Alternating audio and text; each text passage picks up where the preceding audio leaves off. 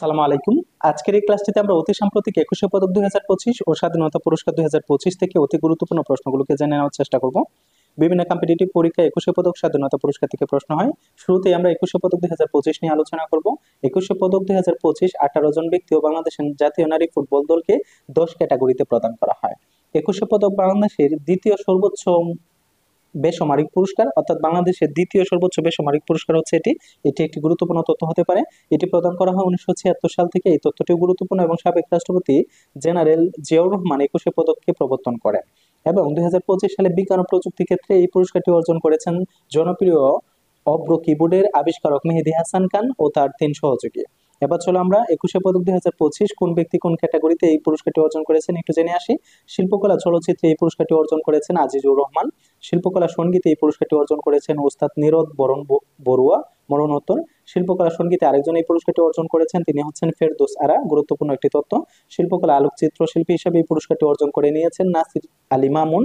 শিল্পকলা চিত্রকলাতে এই পুরস্কারটি অর্জন করেছেন রুকিয়া সুলতানা।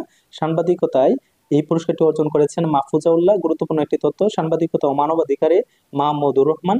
আরেকটি গুরুত্বপূর্ণ তথ্য, সংস্কৃতি ও শিক্ষাতে এই পুরস্কারটি অর্জন করেছেন ডক্টর শহীদুল আলম।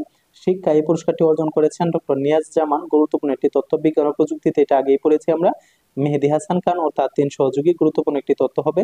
সমাজ সেবাতে এই পুরস্কারটি অর্জন করে নিয়েছেন মোহাম্মদ ইউসুফ চৌধুরী মরণোত্তর। ভাষা ও সাহিত্যে এই পুরস্কারটি অর্জন করেছেন হেলাল হাফিজ। গুরুত্বপূর্ণ একটি তথ্য।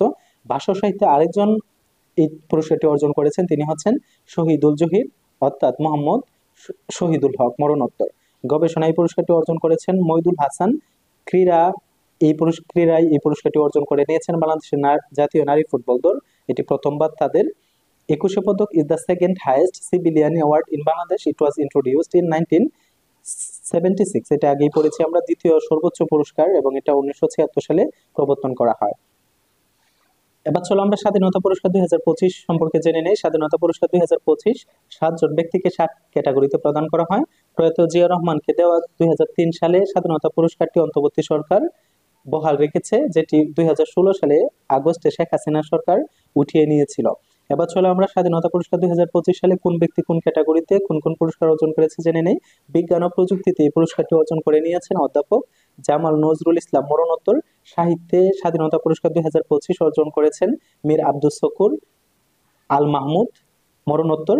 সংস্কৃতিতে ২০২৫ সালে স্বাধীনতা পুরস্কারটি অর্জন করেছেন নবেরা আহমেদ।